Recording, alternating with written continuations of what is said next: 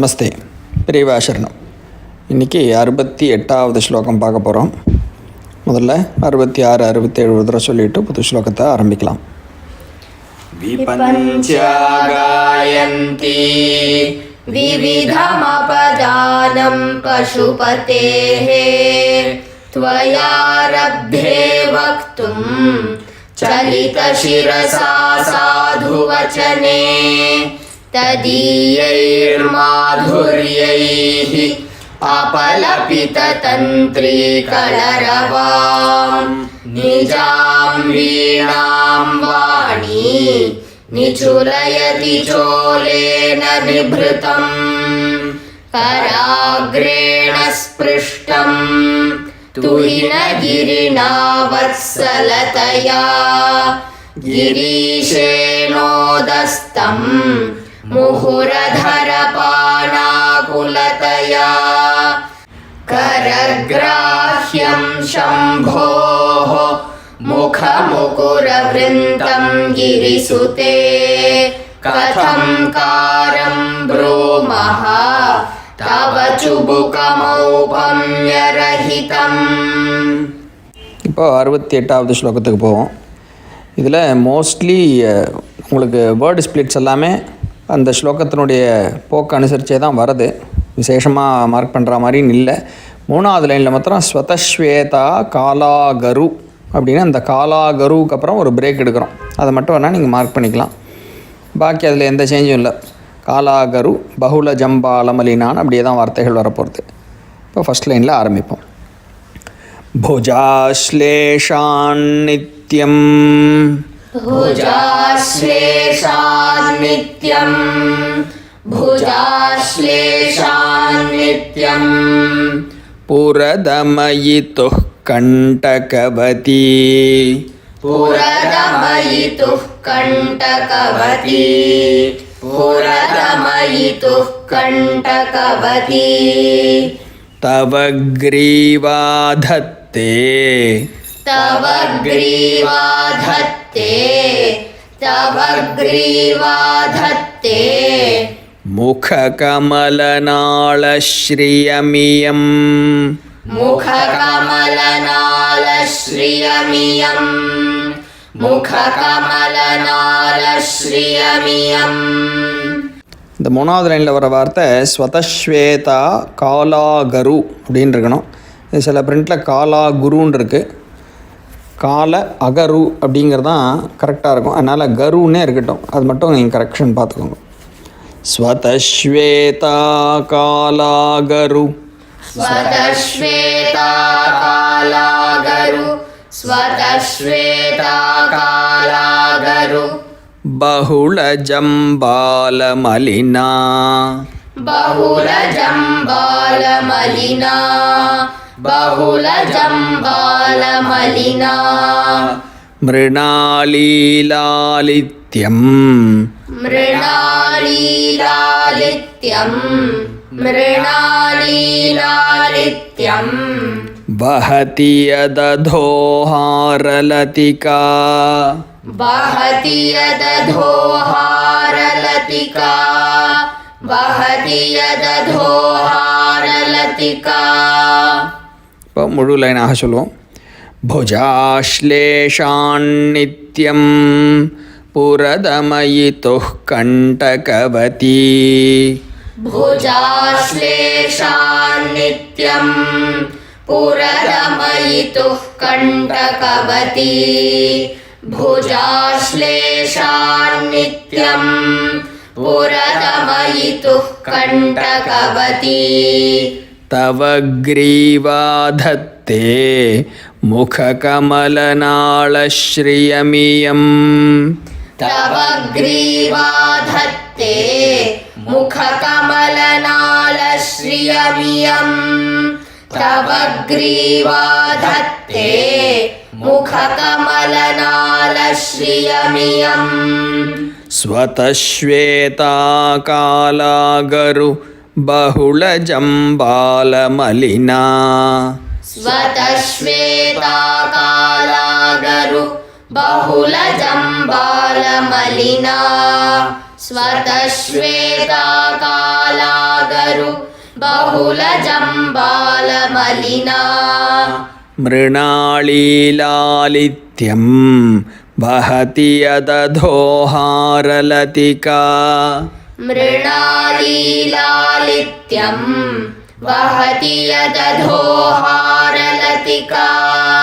मृणालीलालित्यं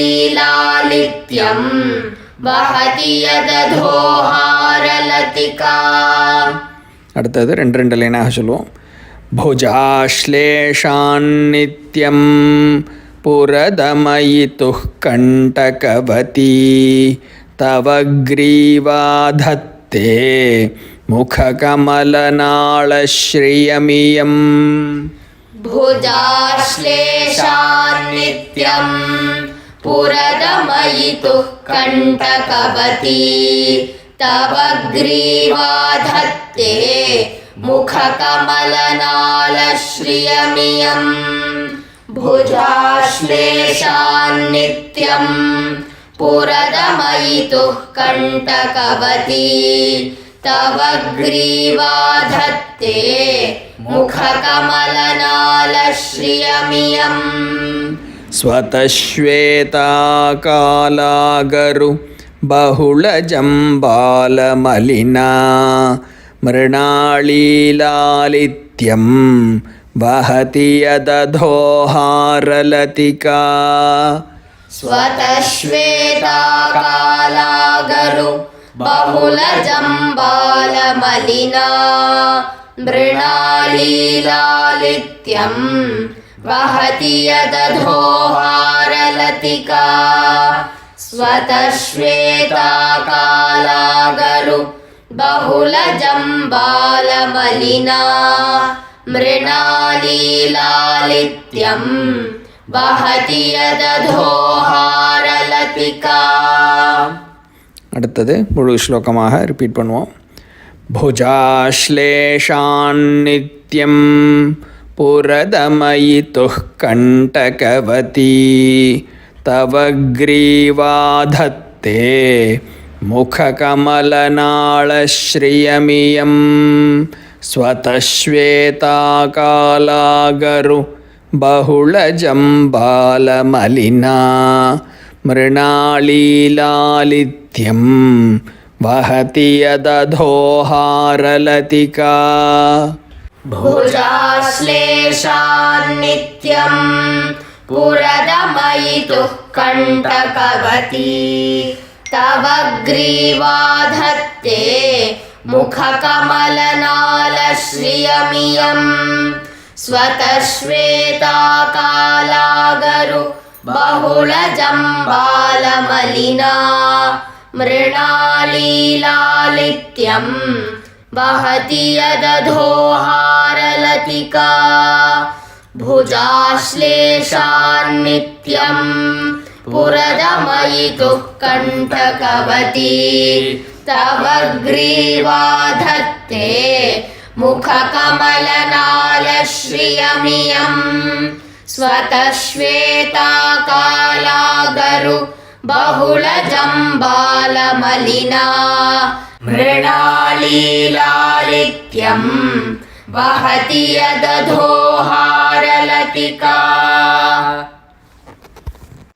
இப்போ இந்த 68வது ஸ்லோகத்தினுடைய சுருக்கமான பொருளை பார்ப்போம். அம்பாளுடைய கழுத்து பாகம் இங்கே வர்ணிக்கப்படுறது. ரொம்ப அற்புதமான ஒரு வர்ணனை கொடுக்குற ஆச்சாரியாள். சாரமாக நம்ம சொல்ல போனாக்கா அம்பாளுடைய திருமுகம் பார்க்கறதுக்கு தாமரை புஷ்பம் மாதிரி சோபிக்கிறது. அப்படி தாமரை மாதிரி இருக்கக்கூடிய முகம்னு பார்த்தோம்னா முகத்துக்கு கீழே இருக்கக்கூடிய அந்த கழுத்து பிரதேசம் அந்த தாமரையினுடைய ஒரு காம்பு போல, ஒரு தாமரை புஷ்பத்துக்கு அடியில் ஒரு காம்பு இருக்குமோ இல்லையா, அதில் சின்ன சின்னதாக ரொம்ப மைன்யூட்டான முள், ரொம்ப அப்படியே ஒரு கையிலே குத்தவும் குத்தாது, ஆனால் கொஞ்சம் அது நீட்டின் இருக்குங்கிற மாதிரி கையால் நம்ம தடவி பார்த்தாக்கா தெரியக்கூடிய அளவுக்கு ஒரு சின்ன முட்கள், ரொம்ப சாஃப்டான முட்கள், அது மாதிரி முட்கள் நிறைந்ததான ஒரு தாமரை தண்டு மாதிரி உன்னுடைய கழுத்து அதே மாதிரி இருக்குன்னு ஒரு காரணத்தோட சொல்றார். அது டீட்டெயில் நம்ம பார்க்கும்பொழுது புரியும். ஸோ தாமரை போன்ற ஒரு முகம், தாமரை தண்டு போன்றதான ஒரு கழுத்து, அதுக்கும் கீழே இந்த தாமரையினுடைய அந்த வேறு ரூட்ஸ் எல்லாம் இருக்கணுமோ இல்லையா, அது மாதிரி இந்த இடத்துல என்ன காட்டுறார், ரொம்ப அற்புதமாக இந்த அம்பாளுடைய கழுத்துல அவ போட்டுன்னு இருக்கக்கூடிய முத்து மாலைகள் இருக்கே, அந்த முத்து சரங்கள்லாம் இந்த இடத்துல இந்த தாமரையினுடைய வேர் பாகம் மாதிரி அது அந்த கலர்லயே வேற இருக்குன்னு ஒரு காரணம் காட்டி அற்புதமான ஒரு காட்சியை நம்ம கண் முன்னாடி ஆச்சாரியால் விருந்தாக படைக்கிறான்னு சொல்லணும். இப்போ அதனுடைய டீட்டெயில்டு எக்ஸ்பிளனேஷனை பார்ப்போம். இந்த ஸ்லோகத்துக்குள்ள நம்ம பிரவேசம் பண்ணும் பொழுது ஞாபகம் வச்சுக்க வேண்டிய ஒரு விஷயம், இந்த காமேஸ்வரன் காமேஸ்வரின்னு சொல்லக்கூடிய இந்த பரமேஸ்வரனையும் அம்பாளையும் ரெண்டு தனித்தனி ரூபங்களாக பார்க்கறதுங்கிறது அவளுடைய ஒரு லீலா நிமித்தமாக ஒரு நாடகமாக அவ நமக்கு கொடுக்குற காட்சியே தவிர இது வாஸ்தவத்துல ரெண்டு இல்லை, சாட்சாத் ஒன்னாகவே இருக்கிறது. சிவசக்தி ஐக்கிய ஸ்வரூபிணிங்கிற ஒரு பாயிண்ட்டை நன்னா மனசுல நிறுத்திண்டு இந்த ஸ்லோகத்துக்குள்ள நம்ம பிரவேசிக்கணும். ஏன் இது முக்கியமா இருக்குன்னு சொன்னாக்கா, இந்த காமேஸ்வரனும் காமேஸ்வரியும் எப்படி ஒரு ரூபத்துல எந்த விதமான ஒரு ரூபத்துல நமக்கு தரிசனம் கொடுக்கறா அப்படின்னு சொல்லும் பொழுது பலவிதமான ரூபங்கள் நம்மளுடைய புராணங்கள்ல ஸ்லோகங்கள்ல இப்படி பல இடங்கள்ல நம்ம பார்க்குறோம். உதாரணமா சொல்ல போனா, இவர் பரமேஸ்வரன்கிறவர் தனியாக ஒரு புருஷராகவும் பார்வதிங்கிறவர் தனியாக ஒரு ஸ்திரீ ரூபமாகவும் தரிசனமாக நம்ம பார்க்குறோம். அப்படி தனித்தனியாக ரெண்டு இண்டிவிஜுவலாக பார்க்கும் பொழுது கூட இவா ரெண்டு பேரும் எப்படி இருக்கான்னா, இந்த பரமேஸ்வரன் நல்ல வெள்ளை வெளியேர்னு அவருடைய ரூபம் அப்படி இருக்காருன்னு சொன்னாக்கா, இவளும் அதே மாதிரி வெள்ளை வெளியேர்னு கௌரின்னு ஒரு நாமாவோட வெள்ளை வெளியேர்னு இருக்கா. பரமேஸ்வரனுடைய சரீரம் பவழம் மாதிரி இருக்கு அப்படின்னு பவழம் போல் மேனியில் பால் வெந்நீரும்னு சொல்றாரு நாவுக்கரசர். அது மாதிரி சக்கச்சவேர்னு பரமேஸ்வரன் அப்படி பாசிக்கிறாருன்னு சொன்னாக்கா, அம்பாளும் அருணவர்ணமாக எத்தனை ஸ்லோகங்கள்ல படிக்கிறோம், அருணாம் கருணாதரங்கி தாட்சியும் அப்படின்னு பார்க்கிறோம். அப்படி ரெண்டு பேரும் தனித்தனியாக இருந்தாலும் ரெண்டும் வேற வேற இல்லைங்கிறத நம்ம தெரிஞ்சுக்கிற மாதிரி மிரரிங் ஈச் அதர்னு சொல்றோமே, அப்படி ஒரு ரூபம்னு ஒரு மாடல் பார்க்கலாம். ரெண்டாவது, இந்த பரமேஸ்வரன் இந்த ஊழித்தாண்டவம்னு சொல்றாள், அந்த மாதிரி அவர் ஒரு பெரிய தாண்டவத்தை ஆடின்னு இருக்காருன்னும் பொழுது இந்த அம்பாள் அப்படி சைட்ல உட்காந்து சாட்சி பூதமாக அவ பார்த்துண்டு மாத்திரம் இருக்கா அப்படின்னு சொல்றதாக லலிதா சஹஸ்ரநாமத்துல ஒரு நாமா பார்க்கிறோம்.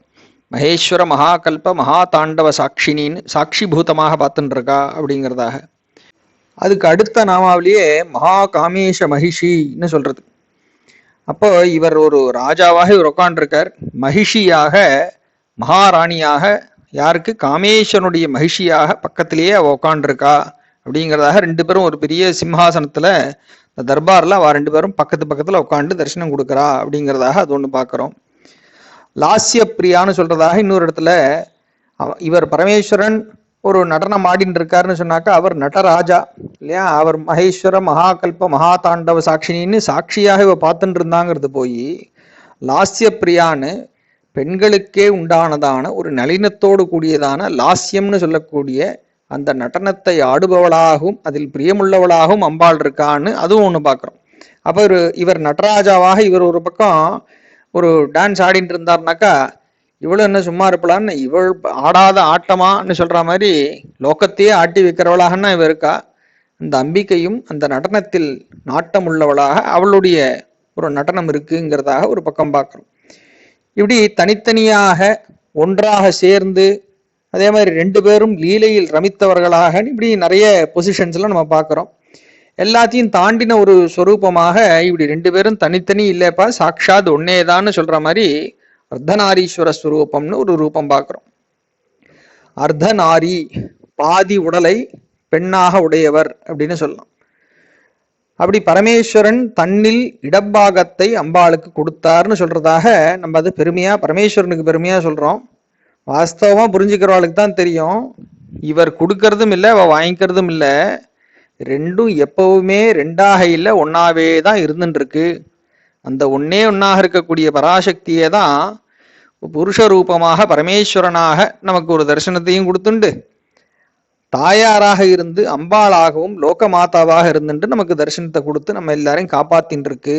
அப்ப வாஸ்தவத்துல இருக்கிறது ஒரே சக்தி, அந்த பராசக்தியே தான் இப்படி ஒரு ஒரு ரூபமாக நமக்கு காட்சி கொடுத்துட்டு இருக்கா அப்படிங்கிறது விஷயம் புரிஞ்சவாளுக்கு நன்னா தெரியறது. ஸோ இப்போ நம்ம இந்த ஸ்லோகத்துக்குள்ள நுழையும் பொழுதே இங்க பரமேஸ்வரனையும் அம்பிகையையும் சேர்த்து இந்த இடத்துல பார்க்க போறோம். ஒரு தம்பதியாக அவ ரெண்டு பேரையும் வச்சு தரிசனம் பண்ணக்கூடிய ஒரு பாக்கியம் நமக்கு கிடைக்க போறது. ஆனா நம்ம நன்னா ஞாபகத்துல வச்சுக்க வேண்டிய விஷயம், இவர்களை ஏதோ ஒரு சாதாரணமான தம்பதியாக பார்க்கறதுங்கிற அந்த ஒரு புத்தியில பார்க்காம இந்த தெய்வீக தம்பதிய, இந்த லோகத்துக்கெல்லாம் அப்பா அம்மாவாக இருக்கக்கூடியவர்களை சாக்ஷாத் இது ரெண்டும் ஒன்றே அப்படிங்கிற ஒரு பாவத்தோட நம்ம இதை புரிஞ்சுட்டு பார்க்கணும் அப்படிங்கிறதுக்காக முதல்ல இது எல்லாத்தையும் சொல்றேன். அந்த பேக்ரவுண்டோட இந்த ஸ்லோகத்துக்குள்ள நம்ம நுழையணும். அந்த ஒரு பக்தி பாவத்தோட இந்த ஸ்லோகத்துக்குள்ள நுழையணுங்கிறது ரொம்ப ரொம்ப ரொம்ப முக்கியம். இப்ப இந்த முதல் லைனை பார்ப்போம். புஜாஸ்லேஷான் நித்யம் புரதமயிதுஹு கண்டகவதி கொடுக்கிறார். புஜம் அப்படின்னா கையின்னு நமக்கு தெரியறது இல்லையா? புஜாஸ்லேஷாத் நித்தியம்னு இதை பிரிக்கலாம். ஸ்லேஷாத் நித்தியம்னு சேர்ந்து வரும்பொழுது ஸ்லேஷான் நித்தியம்னு ஆயிடும் அது. அப்போ வார்த்தைகள் எப்படி நம்ம பிரிக்கிறோம்னா புஜ ஆஸ்லேஷாத் நித்தியம்னு 3 வார்த்தைகளாக பிரிக்கிறோம்.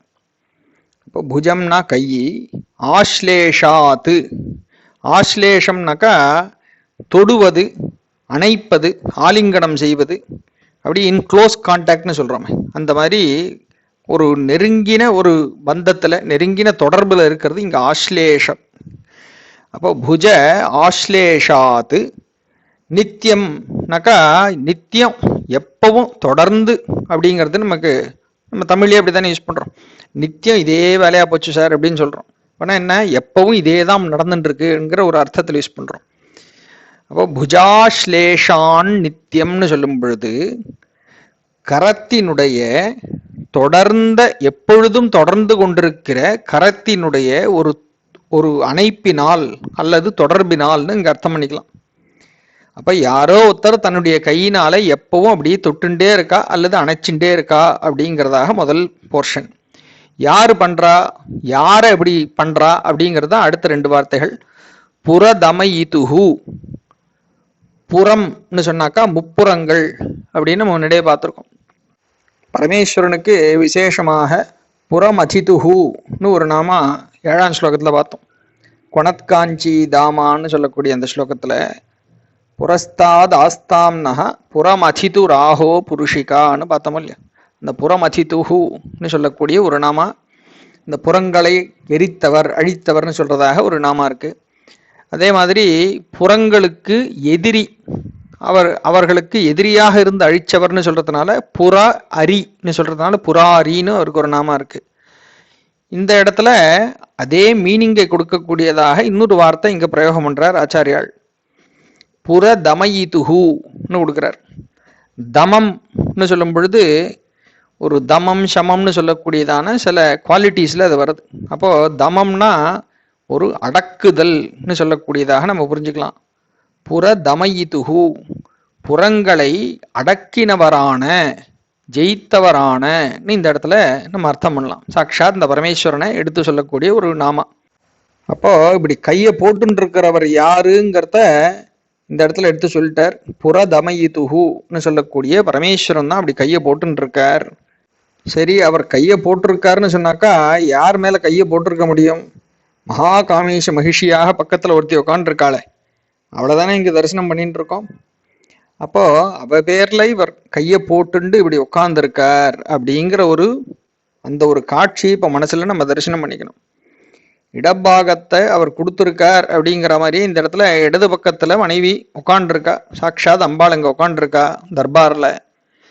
அவ மேல இப்படி கையை போட்டுன்னு இருக்கார் பரமேஸ்வரன்.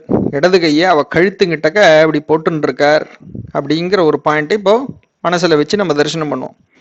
அப்படி கையை போட்டுன்னு இருக்கிறதுனால, அதுவும் எப்பவுமே கையை போட்டு அந்த ஒரு அணைப்போடே அப்படியே வச்சுட்டு இருக்கார். தன்னுடைய மனைவி மேல அப்படி கையை போட்டுன்னு உட்காண்டிருக்கார். புஜாஸ்லேஷான் நித்யம் புரதமயிதுஹ் கண்டகவதி, அப்படி அவர் எப்பவுமே கையை போட்டு அங்க வச்சுட்டு இருக்கிறதுனால இந்த மனைவிக்கு இவளுக்கு எப்படி இருக்கு அம்பாளுக்குன்னு சொன்னாக்கா கண்டகவதின்னு ஒரு வார்த்தை கொடுக்கிறார். இந்த கண்டகம்னு சொன்னாக்கா முள்ளுன்னு ஒரு அர்த்தம் உண்டு. இந்த இடத்துலையும் கிட்டத்தட்ட முள்ளை தான் மீன் பண்ணுறது. ஆனால் முல்லை போன்ற ஒரு புல்லரிப்புன்னு சொல்கிறாலும் இல்லையோ, ரோமாஞ்சம், மயிர்கூச்செறிதல்னு சொல்கிறோம்.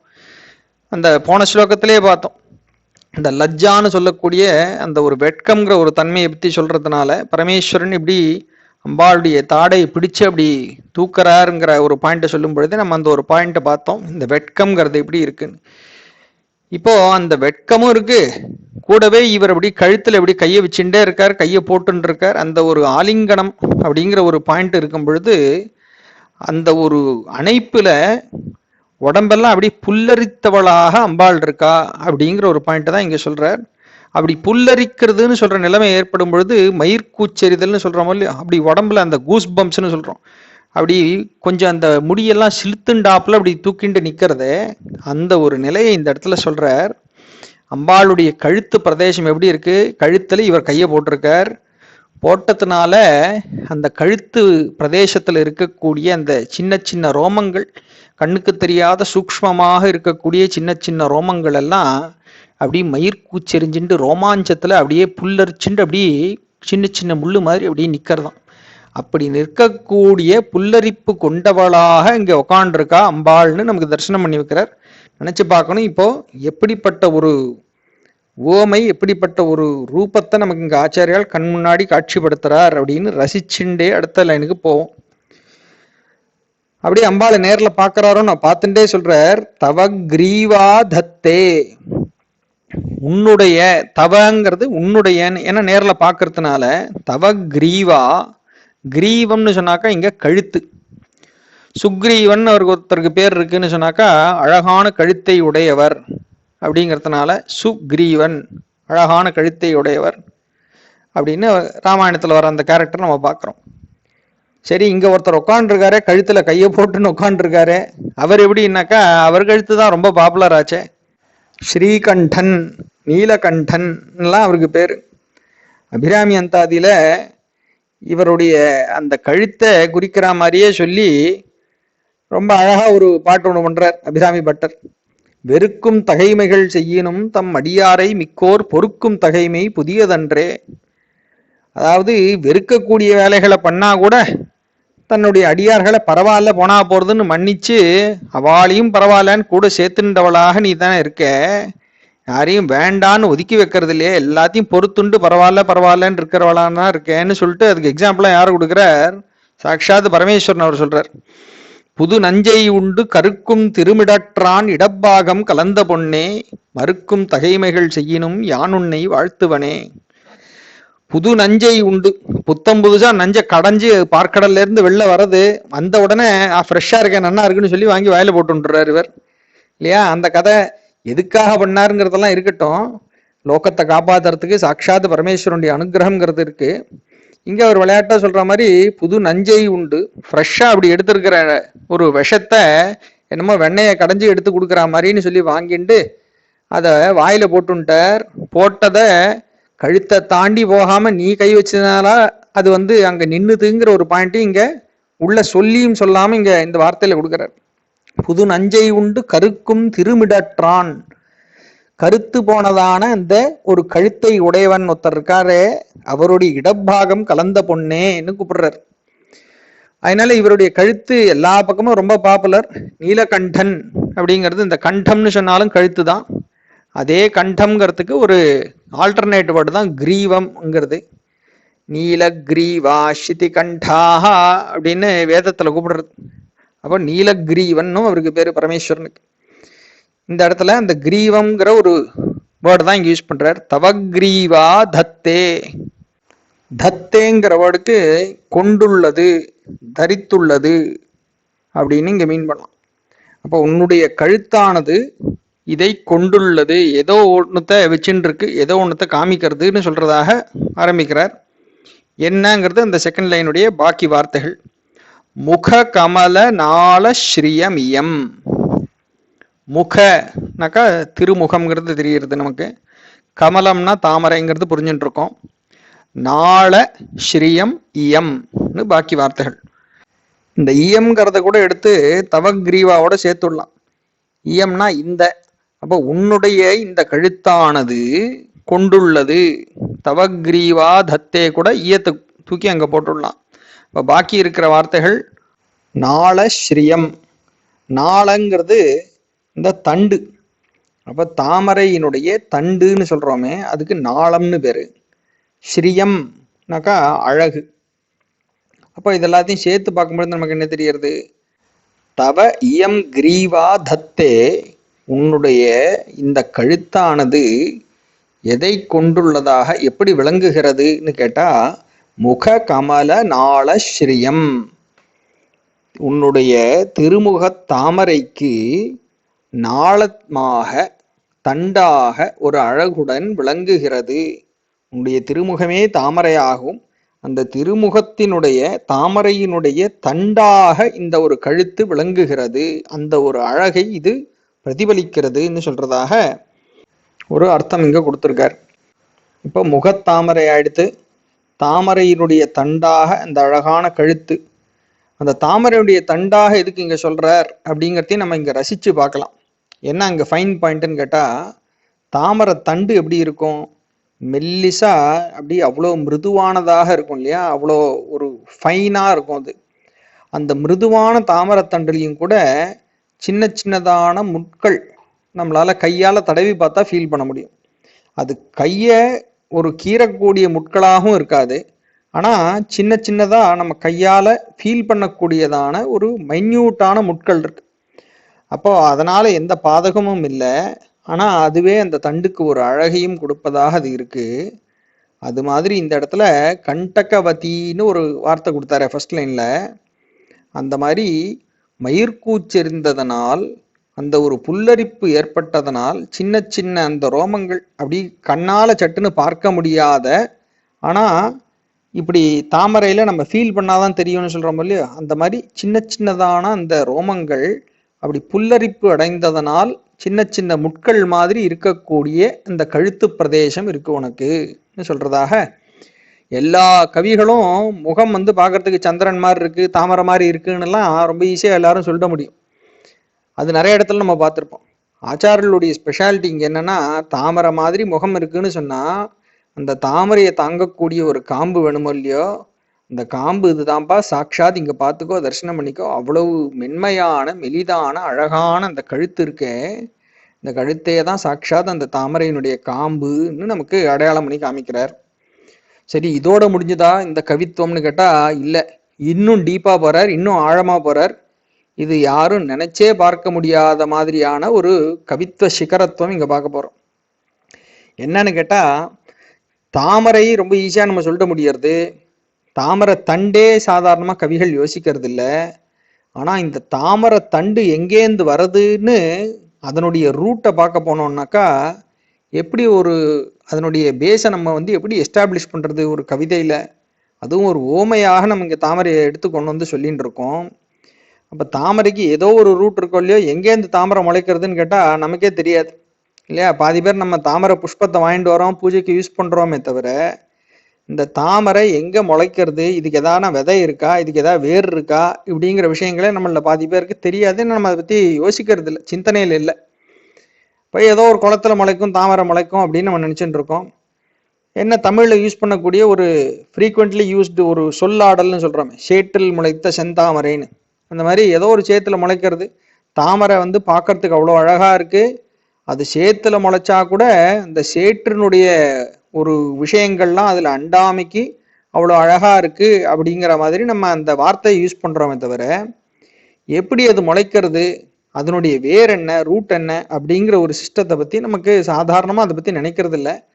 ஆனா அந்த ஒரு ஆழத்தையும் அறிந்தவராக, வாஸ்தவமா சொல்ல போனா சர்வஜர் இல்லையா நம்ம ஆச்சாரியால், எல்லாம் தெரிஞ்சவர். அதனால இந்த இடத்துல அந்த ஆழத்தையும் அறிந்து அதையும் எடுத்து சொல்றவராக அடுத்த லைன்ஸ்ல அந்த பியூட்டியை உள்ள கொண்டு வர்றார். ஸ்வதஸ்வேதா காலாகரு பகுல ஜம்பால மலினா அடுத்த லைன். ஸ்வதஹா இயல்பாக, நேச்சுரலாக, பை இட்ஸ் ஓன் நேச்சர்னு சொல்றோமே, தன்னுடைய இயல்பிலேயே, ஸ்வேதா ஸ்வேத வர்ணம்னு சொல்றோம், வெண்மை நிறம். ஸ்வதஹா ஸ்வேதா இயற்கையாகவே வெளுத்திருக்கக்கூடியதான, இயற்கையாகவே வெண்மை நிறத்தில் இருக்கக்கூடியதான அப்படின்னு இதை ஒன்றத்தை பத்தி சொல்லிட்டார். ஆனா அது எதுங்கிறது 4வது லைன் முடியும் பொழுதுதான் அதை ஆன்சர் பண்ண போறார். எது அப்படி நேச்சுரலாக வெண்மை நிறத்தில் இருக்கக்கூடியதோ அது அப்படிங்கிறத. அப்ப இன்பிட்வீன் வர வார்த்தைகள் என்னன்னு பார்ப்போம். காலாகரு பகுல ஜம்பால மலினா. அதுல முதல் வார்த்தையாக காலாகருன்னு பார்க்கிறோம். காலாகரு, கால அகரு, இந்த 2 வார்த்தைகள் ஈக்குவலண்டா தமிழ்ல பார்த்தோம்னாக்கா கரிய அகில் அல்லது கார் அகில் அப்படின்னு சொல்றோம். இந்த அகருங்கிற ஒரு வார்த்தை சம்ஸ்கிருத மூலம். அகருங்கிறது தான் அகர்னு ஹிந்தியில அப்படி கிர்ரோட நின்று போயிடுறது. தமிழ்ல அந்த அகர்ங்கிறது அகில்னு வந்து நின்று இருக்கு. அப்போ காலாகருன்னு சொல்றது கரிய வர்ணத்ததான அகருங்கிற மரம் அப்படின்னு சொல்லும் பொழுது தமிழ்ல கரியங்கிறது கார்னு இங்க ஒரு வார்த்தையாக மாறுறது. கார் மேகம்னு பாக்குறோம் இல்லையா, அது மாதிரி காலாகருங்கிறது கார் அகில் அப்படின்னு தமிழ்ல வருது. இந்த கார் அகில்ங்கிறது எதுன்னு கேட்டாக்கா நல்ல ஒரு நறுமணத்தை கொடுக்கக்கூடியதான ஒரு மரம், ஒரு மரப்பட்டை அப்படிங்கிறது தெரிஞ்சுக்கிறோம். இப்போ அந்த அகில் புகை போடுறது, அகிலும் சந்தனமும் சேர்த்து அப்படிங்கிறதெல்லாம் நம்ம கேள்விப்பட்டிருப்போம். அதுதான் சாக்ஷாத் இங்க சொல்லக்கூடிய காலாகரு. அப்போ நல்ல ஒரு நறுமணத்தை கொடுக்கக்கூடியதான அந்த மரப்பட்டைய சந்தனம் மாதிரி சந்தனத்தோட அந்த அகிலையும் சேர்த்து பொடி பண்ணி குழைச்சு இந்த நறுமண பூச்சாக உடம்புல பூசுறதுன்னு ஒரு பழக்கம் இருக்கு. அப்படித்தான் இந்த இடத்துல காலாகருன்னு சொல்லக்கூடிய இந்த ஒரு சந்தன குழம்பு, அகில் குழம்புன்னு சொல்லணும். அகிலும் சந்தனமும் சேர்ந்ததான குழம்பு. இப்ப இந்த அகருன்னு சொல்றதுதான் ஹிந்தியில அகர் ஆறுதுன்னு சொன்னேனே, அந்த அகர் தான் நம்ம எல்லாரும் ஆத்துல ஏத்தக்கூடியதாக, சுவாமிக்கு பூஜைக்கு ஏற்றக்கூடியதாக அகர்பத்தின்னு வச்சுட்டு இருக்கோமே. சாக்ஷாத் அதுல இருந்து தான் மூலம் வார்த்தை. ஃப்ராக்ரன்ஸ் ஸ்டிக்கு, பத்தின்னாக்கா ஒரு எதை எரிய வைக்கிறதுக்கு யூஸ் பண்ற ஒரு திரி இருக்கே, அதுக்கு பத்தின்னு சொல்றது ஹிந்தியில. அகரை கூட சேர்த்து அந்த ஒரு நறுமணத்தை கொடுக்கக்கூடிய பட்டையை பத்தியில சேர்த்து வச்சுட்டோம்னா அகர்பத்தி. நறுமணத்தை கொடுக்கக்கூடிய, எப்பொழுதும் எரிந்து கொண்டிருக்கக்கூடியது எதுவோ அதுதான் அகர் பிளஸ் பத்தி, அகர்பத்தின்னு ஆயிடுது. இப்ப அதுவே ஒரு வேர்டாவே மாறி போச்சு. சுவாமிக்கு நம்ம பண்ணக்கூடிய பூஜைகள்ல கந்தம்னு சொல்லக்கூடிய அந்த நறுமண வஸ்துவை சமர்ப்பணம் பண்ணும் பொழுது ஒரு ஸ்லோகமாக 2 வார்த்தைகள் சொல்றதுண்டு. சந்தனாகரு கற்பூர கஸ்தூரி குங்குமான்விதம் விலேபனம் சுரஸ்ரேஷ்ட பிரீத்தியர்த்தம் பிரதிகிருஹ்யதாம்னு சொல்றோம். அதில் சந்தனாகரு கற்பூர கஸ்தூரின்னு இது எல்லாத்தையும் சேர்த்து குழைச்சி பூசுறதாக இந்த ஒரு கந்தம் நறுமணத்தை கொடுக்கக்கூடிய வஸ்துக்கள்னு சந்தன அகரு கற்பூர கஸ்தூரின்னு இதெல்லாம் வருது. ஸோ அதே அகர் தான் நம்முடைய புராதனமான பூஜா வழிமுறைகள்லையும் பார்க்குறோம். அந்த காலத்திலிருந்து சம்ஸ்கிருத மூலத்தில் இருந்துட்டு இருக்கக்கூடிய அந்த வார்த்தை இப்போ காமன் வேர்டாக, இங்கிலீஷ் வேர்டாகவே நம்ம அகர்பத்தினா எல்லாரும் ஒரு காமன் வேர்டாக பை இட் செல்ஃப் யூஸ் பண்ணுற ஒரு வார்த்தையாக வந்துடுது. இந்த அகர்பத்தியினுடைய ஈக்குவலண்ட்டாக நம்ம தமிழில் இன்னொன்று யூஸ் பண்ணுறோம், ஊதுபத்தி அப்படின்னு ஒன்று வச்சுட்டு இருக்கோம். ஊதுபத்தின்னு சொல்கிறோம், ஊதுவத்தின்னு சொல்கிறோம். இது எங்கேருந்து வந்ததுன்னு பார்த்தா இதே பத்தி தான் தமிழில் வத்தி ஆயிடுது. சரி, ஊது எங்கேருந்து வந்ததுன்னாக்கா இந்த அகருன்னு சொல்லக்கூடிய இந்த மரம் இருக்கே அகில், இந்த அகில் எக்ஸ்ட்ராக்ட் தான் அந்த ஒரு பட்டை இருக்க, இதைத்தான் இந்த மிடில் ஈஸ்டர்ன் கண்ட்ரீஸ்லாம் ஊதுங்கிற பேர்ல வச்சுட்டு இருக்கா. அது ஒன் ஆஃப் தி காஸ்ட்லி ஃப்ராக்ரன்ஸ்னு சொல்ற மாதிரி இப்போ ஆயிடுது. அப்போ அகர் அப்படிங்கிறதுனுடைய ஈக்குவலண்ட்டாக ஊது அப்படிங்கிற ஒரு வார்த்தையை சப்ஸ்டியூட் பண்ணி பார்த்துட்டோம்னா அகர்பத்திங்கிறது அகருக்கு பதிலாக ஊதை சப்ஸ்டியூட் பண்ணால் ஊதுபத்தி அப்படின்னு வந்து அந்த ஊதுபத்தி வந்து ஊதுபத்தி ஆகி ஊதுபத்தின்னு இப்போ நமக்கு ஆயிடுது. இப்போ ஊதுபத்திங்கிற பேரில் நம்ம என்ன கொளுத்துறோம்னு கேட்டாக்கா நிறைய கெமிக்கல் சேர்ந்ததாகத்தான் இப்போ எல்லாமே இந்த இன்சென்ஸ் ஸ்டிக்கு, ஃப்ராக்ரன்ஸ் ஸ்டிக்குன்னு நம்ம வச்சுட்டு இருக்கிறதெல்லாம் நிறைய ஒரு ரசாயனம் கலந்ததாக, ஆர்டிஃபிஷியலாக இருக்கிறது தான் ஜாஸ்தி இப்போ யூசேஜில் இருக்குது. ஆனால் இந்த மூலத்தில் இருக்கிற வார்த்தையை வச்சு பார்க்கும்பொழுது நமக்கு என்ன தெரியறது, வாஸ்தவத்தில் நல்ல சுத்தமான அந்த அகிலிருந்து போடப்பட்ட புகை, அந்த சாம்பிராணியோட சேர்த்து இதெல்லாம் போடுறதுன்னு சொல்கிறாள், கார் அகில்னு சேர்த்து, அந்த மாதிரி அந்த ரசாயனங்கள் கலக்காத நேச்சுரலான அந்த சுகந்தம்னு சொல்லக்கூடிய ஒரு நறுமணம் அதுல இருந்து தான் வரும். அந்த ஒரு ஊதுன்னு சொல்லக்கூடிய அகில்னு சொல்லக்கூடிய அந்த அகருன்னு சொல்லக்கூடிய மூலமான பட்டை எதுவோ அதுல இருந்து தான் அந்த சுத்தமான ஒரு நறுமண கந்தம் கிடைக்கிறது அப்படிங்கிற பாயிண்ட் நம்ம அதுல தெரிஞ்சுக்கிறோம். இப்படி பல மூலங்கள் இருக்கு. இந்த ஒரு வார்த்தை போனா அதுக்குள்ள எங்கெங்கே போயிடுது. காலாகரு பகுள ஜம்பால மலினான்னு வார்த்தை கொடுக்குறார். பகுளம்னாக்கா நிறைய, ஒரு மிக்ஸ், நிறைய சேர்ந்து இருக்கிறதுனாக்கா ஜனக்கூட்டம் ரொம்ப ஜாஸ்தியா இருக்குன்னா பகுளமா எல்லாரும் வந்திருக்கா அப்படின்னு சொல்றோம். அது மாதிரி நிறைய சேர்ந்து ஒரு கூட்டமாக இருக்கிறதுன்ட்டு பகுளம். ஜம்பாலங்கிறதுக்கு தாழம்பூன்னு குறிக்கக்கூடியதாகவும் ஒரு அர்த்தம் இருக்கு. நல்ல ஒரு நறுமணத்தை கொடுக்கக்கூடிய தாழை அப்படிங்கிற மாதிரி ஒரு அர்த்தம் இருக்கு. இந்த இடத்துல மலினான்னு கூட சேர்ந்து வரும் பொழுது அதோட சேர்ந்து குழைந்ததாக ஒரு இந்த குழம்பாக இதெல்லாம் சேர்ந்து பகுளமாக கால அகரு பகுல ஜம்பால மலினா, இந்த காரகில் கூடவே இதர சந்தனாதி திரவியங்கள் எல்லாம் சேர்ந்து குழைச்சு இது மலினம்னாக்கா ஒரு அதனுடைய நேச்சுரல் கலரே சந்தன பூச்சுன்னு சொன்னாக்கா அது எப்படி இருக்குமோ அதனுடைய கலர் மங்கி போனதாக, காரகில்னு சொல்லும் பொழுதே ஒரு கரிய வர்ணம் நமக்கு தெரியாது, கருமை, அதோட சேர்ந்து குழைக்கப்பட்டதான அந்த கலர், அதாவது சந்தனத்தினுடைய கலர் போனதாக ஒரு கருமை வர்ணத்ததாக, அல்லது அந்த கருமையும் சந்தன வர்ணமும் சேர்ந்து குழைக்கப்பட்ட ஒரு நிறம் உள்ளதாகன்னு அர்த்தம் பண்ணிக்கலாம். அப்போ சந்தனம் அகில் எல்லாத்தையும் சேர்த்து போட்டு அப்படி மிக்ஸ் பண்ணும் பொழுது அதனுடைய அந்த சந்தனத்தினுடைய நேச்சுரல் கலர் குறைஞ்சு போனதாக, மலினமானதாகன்னு இந்த இடத்துல நம்ம அர்த்தம் பண்ணிக்கணும்.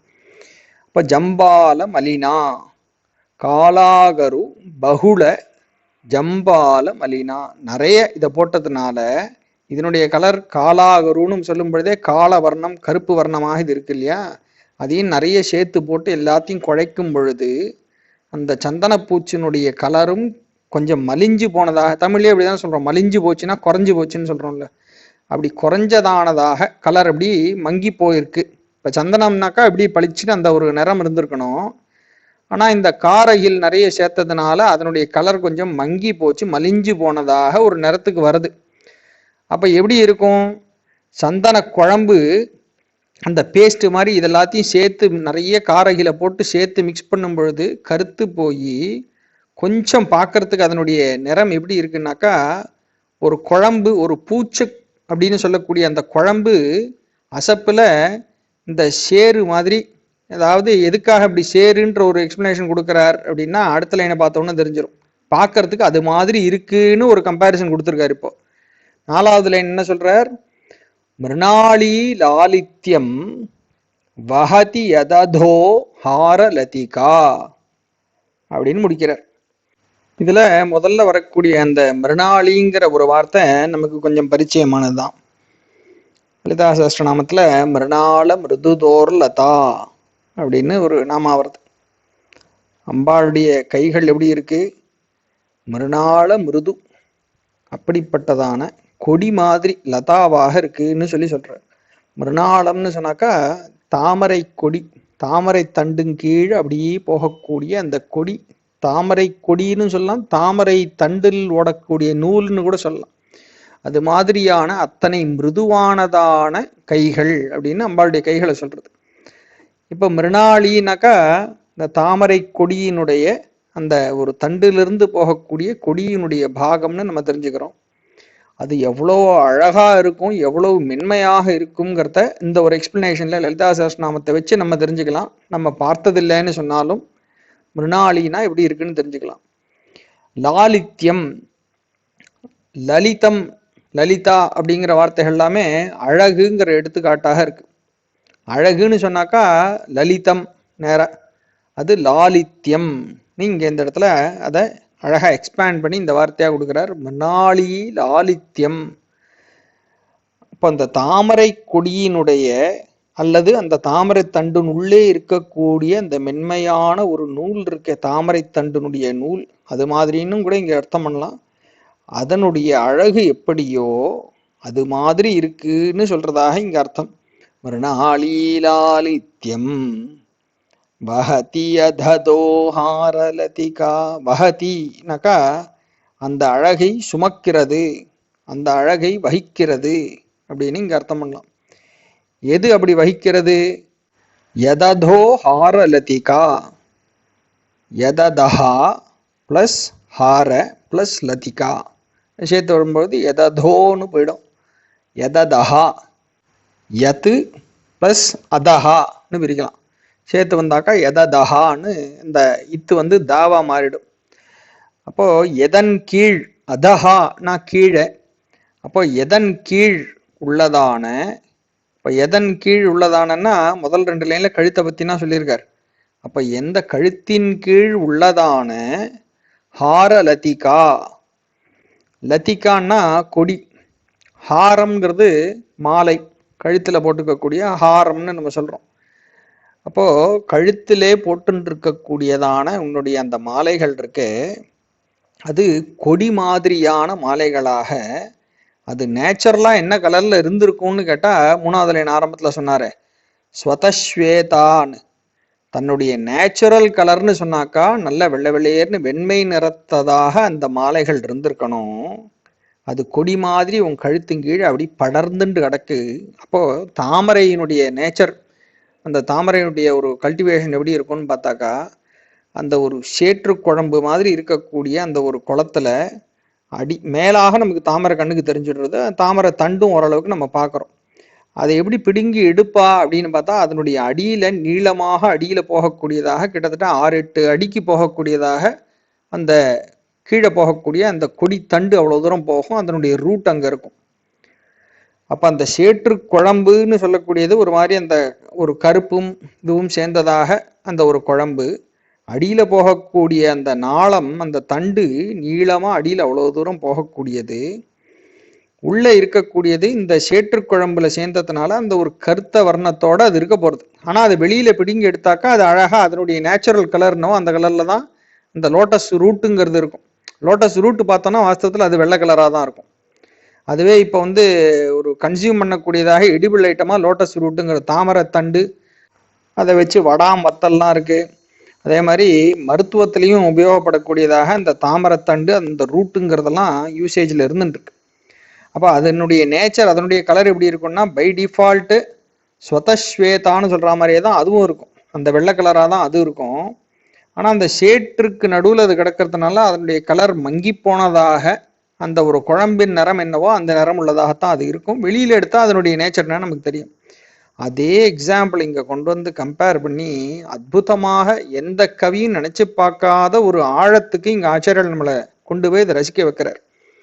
அம்பாளுடைய கழுத்தில் இருக்கக்கூடிய மாலைகள் நேச்சுரலாக வெண்மை நிறத்ததாக இருக்கு அப்படிங்கிறத ஒரு பாயிண்டையும் சொல்லி, அது இந்த ஒரு குழம்பு பூச்சினால கருத்து போனதாக தெரியறதுன்னு ஆச்சாரியர்கள் நம்ம புரிஞ்சுக்க வைக்கிறா. அது என்ன நேச்சுரலாக வெள்ளை கலரான மாலைன்னா லலிதா சஹஸ்ரநாமம் அதுக்கு ஆன்சர் கொடுக்கறது. ரத்ன கிரைவேய சிந்தாக லோல முக்தா பலான்விதா அப்படிங்கிறது. முக்துன்னு சொல்லக்கூடியதான அந்த மணிகளை கொண்டு கட்டப்பட்ட அழகான ஒரு ஹாரங்களை தன்னுடைய கழுத்தில் அணிந்தவளேன்னு சொல்லி ரத்னகிரைவேய சிந்தா கலோல முக்தா பலான்விதா. அப்போ அந்த முத்து ஹாரங்கள் எப்படி இருக்கும்? நேச்சுரலா அந்த வெள்ளை கலராக தான் இருக்கும். அதுதான் இங்க ஆச்சாரியால் தன் கண்ணுக்கு முன்னாடி அம்பாளை பார்க்கறதுனால அந்த நிறத்ததான மாலைகள் ஸ்வதஸ்வேதா ஹார லதிகா, அந்த கொடி மாதிரி இருக்கக்கூடிய அந்த ஹாரங்கள். இப்போ இங்க கொடின்னு சொல்லும்பொழுது இங்க மல்டிபிளாக நம்ம பார்க்கணும். ஒரு மாலை இல்லை, பல மாலைகள் ரொம்ப அப்படியே அழகழகாக நம்ம கழுத்துல தொங்கிட்டு இருக்கக்கூடிய அந்த முத்து மாலைகள் எல்லாம் நேச்சுரலா வெள்ளையாக இருந்திருக்கணும், இந்த லோட்டஸ் ரூட் மாதிரி. ஆனா இந்த காலாகரு பகுள ஜம்பால மலினான்னு அதன் மூலமாக கொஞ்சம் மலிந்து போன அந்த நிறத்தினால் மிருணாளி லாலித்யம் வகதி, அப்படிப்பட்ட ஒரு நிறத்தை அடைந்ததாக மிருணாளின்னு சொல்லக்கூடிய அந்த தாமரை கொடியினுடைய அடிபாகம் எப்படி இருக்குமோ அதனுடைய அழகை அடைந்ததாக இது ஆகிறது அப்படின்னு ஒரு அற்புதமான ஒரு வர்ணனை, ஒரு எக்ஸ்பிளனேஷன் கொடுக்குற ஆச்சாரியால்.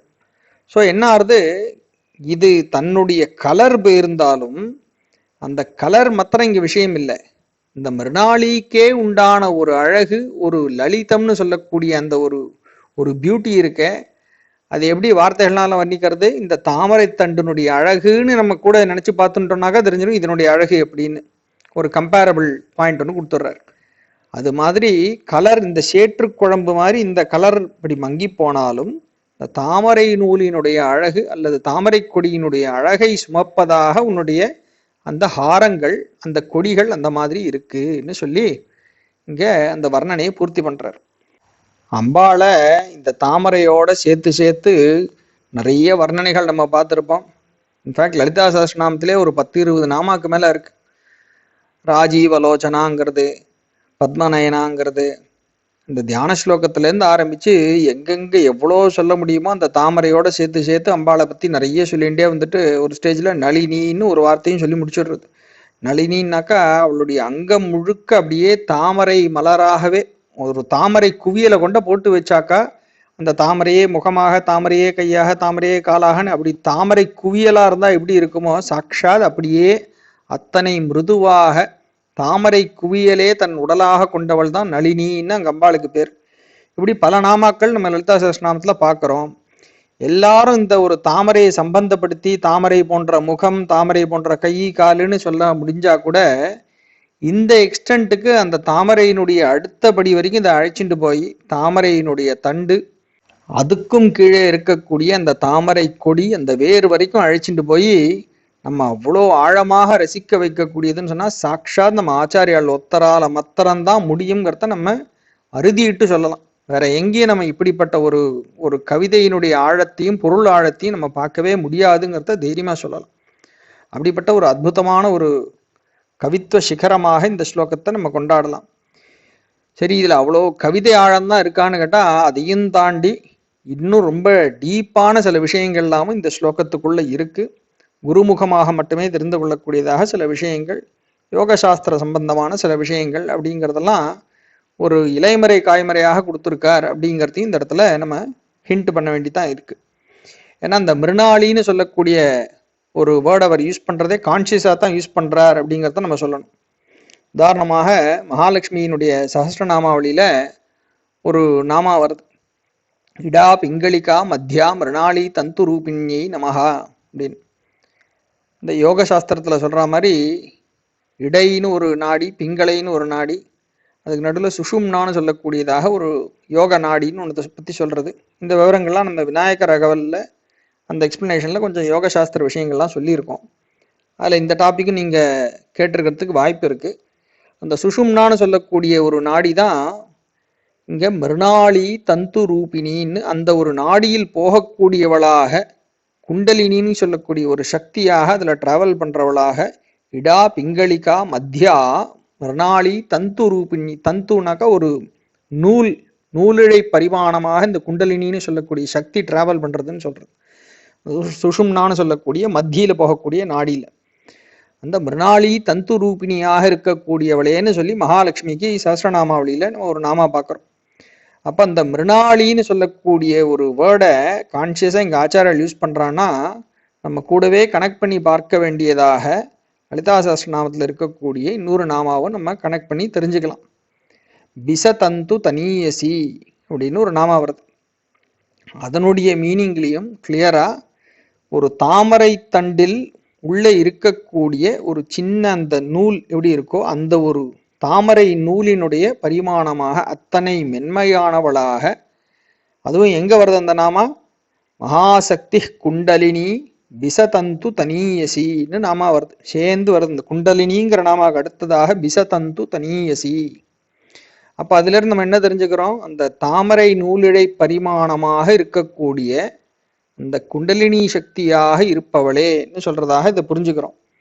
அப்ப அதெல்லாத்தையும் இங்க கனெக்ட் பண்ணி பார்க்கும் பொழுது இங்க அம்பாளை தாமரைங்கிற பல பாயிண்ட்ஸையும் எடுத்து சொல்லி, தாமரை தண்டு, தாமரை நூலுங்கிற எல்லாத்தையும் இங்க எடுத்துன்னு வந்து இப்ப கனெக்ட் பண்ணி சொல்லியிருக்காருன்னா அதுக்கு உள்ளே இருக்கக்கூடிய அர்த்தமாக இன்னும் சிலது சேர்ந்து இருக்கு அப்படிங்கிற வரைக்கும் நம்ம மேலாக இப்போதைக்கு அதை மட்டும் தெரிஞ்சுப்போம். இதனுடைய கனெக்ட் எங்க வருதுன்னு பார்த்தா இந்த ஸ்லோகமே அம்பாளுடைய கழுத்தை வர்ணிக்கக்கூடிய ஸ்லோகமாக இருக்கு. இந்த கழுத்து தான் முதுகெலும்பு ஆரம்பிக்கக்கூடிய ஒரு போர்ஷனாக அது இருக்கு. அதனால அந்த கழுத்து, முதுகெலும்பு, அப்படியே கீழே போய் அந்த மூட்டுகள் இதெல்லாத்தையும் சேர்த்து கனெக்ட் பண்ணி இந்த யோக நெறியோட சேர்த்து சொல்றதாக திருமந்திரத்துல சில ஸ்லோகங்கள்லாம் கொடுத்துருக்கார் திருமூலர். இந்த சரீர சித்தின்னு சொல்லக்கூடியதாக இந்த உடம்பை எப்படி பாதுகாத்து நம்ம இந்த உடம்பை அழியாம, அதாவது எவ்வளோ நாளைக்கு முடியுமோ அவ்வளோ நாள் இந்த உடம்பை அழிந்து போகாம காப்பாற்றக்கூடிய ஒரு வழிமுறை அப்படின்னு அவர் சொல்லி கொடுக்குற ஒரு ஸ்லோகங்கள்லாம் இருக்கு. அதுல ரொம்ப ஸ்பெசிஃபிக்கா இந்த கழுத்தினுடைய போர்ஷன் கூட இந்த சுஷும்னா நாடி, சுழுமுனைன்னு தமிழ்ல சொல்றோம், அந்த நாடி, அதன் வழியாக குண்டலினி ஏற்றக்கூடிய பயிற்சின்னு பல விஷயங்கள் எல்லாம் சொல்றார். அது எல்லாத்தையும் கனெக்ட் பண்ணி சில இலைமறை காய்மறைன்னு சொல்றோம், அந்த மாதிரி சில ஹிண்ட்ஸ் அண்ட் ரெஃபரன்சஸாக இந்த ஸ்லோகங்கள்ல இருந்து நம்ம கனெக்ட் பண்ணி தெரிஞ்சுக்க முடியும். ஆனா முதல்லயே சொன்ன மாதிரி இதெல்லாமே குருமுகமாக மாத்திரமே ப்ராப்பரா தெரிஞ்சு கொள்ளக்கூடிய விஷயம் அப்படிங்கிறதுனால அந்தர்யாக கிரமாராத்தியான்னு சொல்றது நம்பால உள்முகமாக செய்யக்கூடிய ஒரு யாகத்தில் அந்த ஒரு வழிமுறையில் பிரீத்தி அடைபவள், அந்த வழிமுறையில் பிரியமுடையவள், அந்த அந்தர்யாகம்னு சொல்லக்கூடிய உள்முகமான யாகத்தினால் ஆராதிக்கப்படுபவள் அப்படிங்கிற வார்த்தைகள்லாம் சொல்றது. அப்படிப்பட்ட ஒரு யாகமாகத்தான் இந்த விஷயங்கள்லாம் இருக்குங்கிற அளவுக்கு ஒரு மேலாக இந்த ஸ்லோகத்தினுடைய இம்பார்ட்டன்ஸை நம்ம யோக சாஸ்திரப்படியும் இதை தெரிஞ்சுக்கலாம். சர்வஜராக இருக்கக்கூடிய சாட்சாத் நம்ம ஆச்சாரியர்களுடைய அனுகிரகம் நமக்கு இன்னும் பரிபூர்ணமாக கிடைச்சு எல்லா ஸ்லோகங்களும் அதனுடைய ஆழமான உள்ளர்த்தங்களும் நமக்கு நன்னா புரியட்டும்னு அவரையே பிரார்த்தனை பண்ணுவோம். ராம் ராம். பெரியவா சரணம்.